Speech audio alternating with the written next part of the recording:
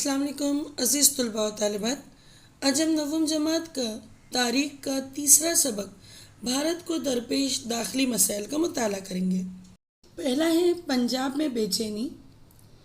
سیاسی پارٹی اکالی دل نے 1973 میں منظور کردہ تجویز قرارداد میں کئی مطالبات کیے۔ چندی گڑھ پنجاب کے حوالے کیا جائے، دیگر ریاستوں کے پنجابی زبان بولنے والے علاقوں کا ریاست پنجاب میں انضمام کیا جائے یعنی شامل کیا جائے، فوج میں پنجاب کی نمائندگی میں اضافہ ہو، ریاست پنجاب کو مزید خود مختار کیا جائے۔ 1977 میں اکالی دل نے 2 مزید مطالبات کیے۔ پنجاب کو ندیوں کے پانی میں زیادہ حصہ دیا جائے، امرتسر شہر کو مقدس شہر کا خطاب یعنی درجہ دیا جائے۔ پنجاب میں 1980 میں بدامنی شروع ہوئی۔ 1980 میں پنجاب میں آزاد خالستان تحریک شروع ہوئی۔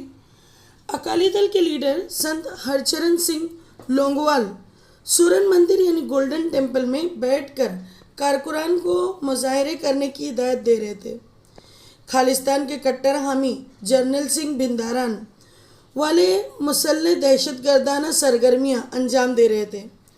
1981 میں مدیر لالا جگت نارائن کے قتل کے معاملے میں بھندران والے کی گرفتاری کی وجہ سے پنجاب میں حالات قابو سے باہر ہوتے چلے گئے۔ بھندران والوں نے سورن مندر یعنی گولڈن ٹیمپل پر قبضہ کر کے دہشت گردانہ سرگرمیاں شروع کر دی۔ سورن مندر سے دہشت گردوں کو باہر نکالنے کی ذمہ داری میجر جنرل کلدیپ سنگھ برار کو سونپی گئی۔ 3 جون سے 6 جون 1948 کے دوران سورن مندر میں جو فوجی کارروائی کی گئی اسے آپریشن بلو سٹار کہا جاتا ہے۔ اس کارروائی میں بھندران والے کے ساتھ دیگر کئی انتہا پسند مارے گئے۔ سن 1986 میں دوبارہ آپریشن بلیک تھنڈر کارروائی کر کے سورن مندر میں انتہا پسندوں کو مار دیا گیا۔ شمال مشرقی بھارت کے مسائل: آسام، اروناچل پردیش، منی پور، میگھالیہ، میزورم، ناگالینڈ، سکم اور تریپورہ، یہ 8 ریاستیں شمال مشرقی بھارت میں ہیں۔ نسل، زبان اور ثقافتی تنوع کے حامل قبائلی لوگوں کو قومی دھارے سے جوڑنا ضروری تھا۔ پنڈت جواہر لال نہرو نے سن 1954 میں نیفا یعنی نارتھ ایسٹ فرنٹیئر ایجنسی یعنی پوروانچل کا علاقہ تشکیل دیا۔ دستور کے 6 شیڈول یعنی 6 فہرست میں اس علاقے کے بارے میں خصوصی ترمیم یا تذکرہ کیا گیا ہے۔ شمال مشرقی پریشد کے تحت ایک قانون تیار کیا گیا جو 1971 کے قانون کے مطابق شمال مشرق پریشد کا کام مرکزی حکومت کو درج ذیل امور کے تعلق سے مشورے دینا ہے۔ پہلا، سماجی و معاشی شعبے میں مساوی مفادات کے متعلق۔ دوسرا، بین الریاستی نقل و حمل۔ تیسرا، بجلی اور سیلاب پر کنٹرول۔ میزورم میزو اکثریتی لوشائی پہاڑیوں کے علاقے میں واقع اضلاع کو حکومت نے انتظامی خود مختاری عطا کی۔ لسانی علاقائیت کمیشن کی تشکیل کے بعد خود مختار میزورم ریاست کا مطالبہ شروع کیا گیا۔ 1959 میں میزورم میں قحط پڑا۔ قحط سالی کے زمانے میں لال ڈینگا نے عام لوگوں کی مدد کی اور 1961 میں میزو نیشنل فرنٹ کی بنیاد ڈالی۔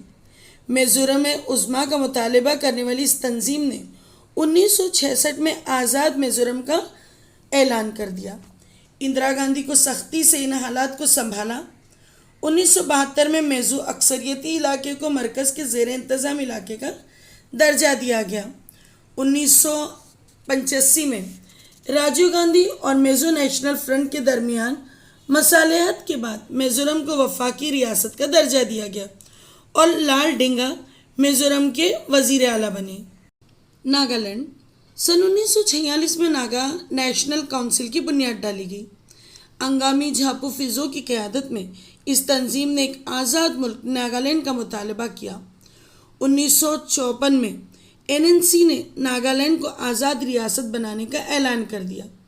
فوجی کارروائی کے بعد NNC اور مرکزی حکومت کے درمیان گفت و شنید کے بعد ناگا اکثریتی علاقے کو مرکز کے زیر انتظام علاقے کا درجہ دیا گیا۔ 1 دسمبر سن 1963 کو ناگالینڈ ریاست وجود میں آئی ہے۔ آسام آسام میں بنگالی زبان بولنے والے اور بنگلہ دیشی مہاجرین کی بالادستی بڑھتی گئی تھی۔ اس کے خلاف آل آسام اسٹوڈنٹس یونین اور آسام گن سنگرام پریشد نے تحریک شروع کی۔ مرکزی حکومت اور آسامی رہنما پرفل کمار مہنتو کے درمیان سمجھوتا ہوا اور بنگلہ دیشیوں کو ان کے ملک واپس بھیجنے کا فیصلہ کیا گیا۔ سن 1986 میں اسمبلی کے انتخابات کے بعد مہنتو وزیر اعلیٰ بنے۔ اروناچل پردیش 1954 میں نیفا علاقے کی تشکیل ہوئی۔ اسی کو 1972 میں اروناچل پردیش یعنی طلوع ہوتے ہوئے سورج کی سرزمین کہا جانے لگا۔ 20 فروری سن 1987 کو اروناچل کو وفاقی ریاست کا درجہ دیا گیا۔ نکسلواد تحریک مغربی بنگال کے ضلع دارجلنگ میں نکسل باری کے مقام پر یہ تحریک شروع ہوئی۔ کم زمین رکھنے والے کسانوں اور زرعی مزدوروں کو متحد کر کے کچھ زمینوں کے گرد لال پرچم گاڑ کر اس علاقے کو نکسلوادیوں نے آزاد علاقہ ہونے کا اعلان کیا۔ اس واقعے سے حوصلہ پا کر آگے جو تحریکیں شروع ہوئی انہیں نکسلوادی تحریک کہا جاتا ہے۔ زمینداروں کے ہاتھوں معاشی استحصال کے خلاف آواز اٹھانے کے لیے زرعی کمیٹیاں قائم کی گئی تھی۔ بڑے زمینداروں کی زمینوں پر قبضہ کرنا، قبضہ کی ہوئی زمینوں کو لوگوں میں تقسیم کرنا، یہی نکسلواد کا اہم مقصد تھا۔ نکسلوادی تحریک اپنے ابتدائی مقاصد سے بھٹک گئی۔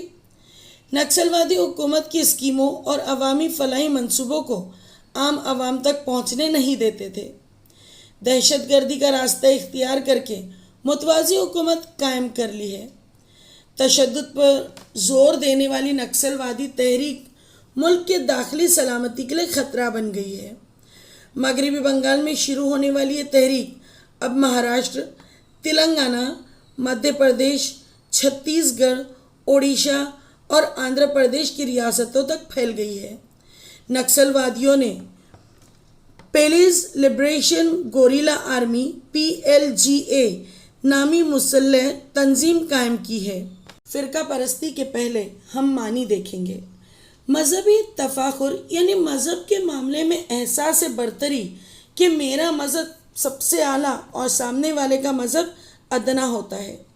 اس مذہبی اندھا پن یا جنون کو فرقہ پرستی کہتے ہیں۔ اس تنگ مذہبی تفاخر سے فرقہ پرستی وجود میں آتی ہے۔ فرقہ پرستی کے اثرات: ملکی مفادات فراموش ہو جاتے ہیں، ایک دوسرے پر سے اعتمادات اٹھ جاتے ہیں اور دوسروں کے بارے میں شک و شبہ پیدا ہو جاتا ہے۔ دوسرے مذہب کے لوگوں کو دشمن سمجھنا یہ عام بات ہونے لگتی ہے اور ان کی طرف دیکھنے کا نظریہ منفی ہوتا ہے۔ سماجی یکجہتی ختم ہو جاتی ہے، ایک دوسرے کے تہواروں میں شریک ہونے سے گریز کرتے ہیں۔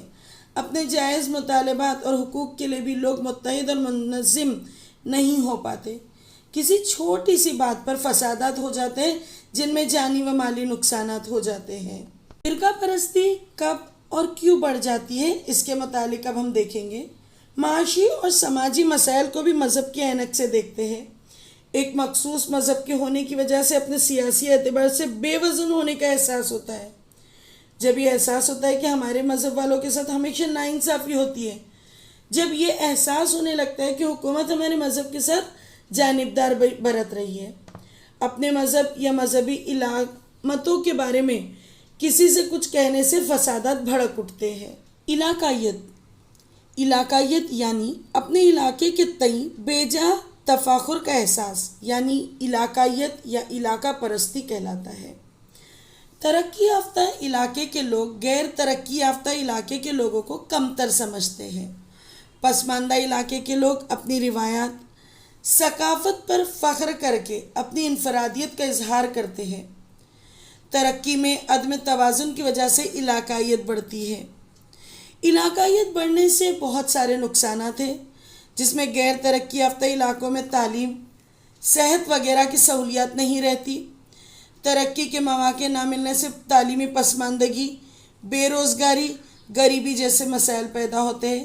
یہ احساس پنپتا ہے کہ ان کے ساتھ دھوکہ کیا جا رہا ہے۔ ریاستوں کے درمیان ہم آہنگی کا خاتمہ ہوتا ہے اور قومی یکجہتی پر منفی اثرات پڑتے ہیں۔ ہم نے بھارت کو درپیش داخلی مسائل کا مطالعہ کیا۔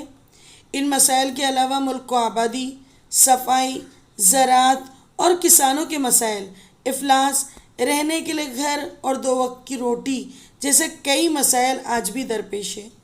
ہم ان مسائل کو حل کر کے آگے بڑھنے کی کوشش کر رہے ہیں۔ ترقی کی جانب ہماری پیش رفت جاری ہے۔ اللہ حافظ، دعاؤں میں یاد رکھیے۔